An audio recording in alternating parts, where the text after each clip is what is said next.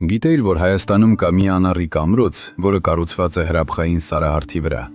Սա Լոռի Բերդն է, Գյուրիկյան թագավորության հզոր մայրաքաղաքը։ 11-րդ դարում այստեղ եռում էր կյանքը, այն ուներ ստորգետնյա ջրատար, շքեղ բաղնիքներ և գաղտնողիներ։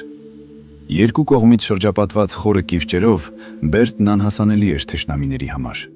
Սակայն 1236 թվականին Չինգիզ խանի հորդաները պաշարեցին և կողոպտեցին այս հրաշքը։ Պատմությունը դեռ ապրում է այս քարերում։ Այսօր Լոռի Բերդը լռության ու պատմության մի իսկական թանգարան է բաց երկնքի տակ։ Այս քարերը հիշում են թագավորների, արհեստավորների և հերոսների։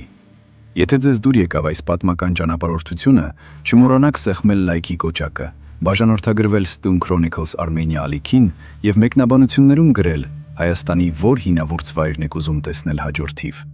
Շնորհակալություն դիտման համար։ Կհանդիպենք շուտով։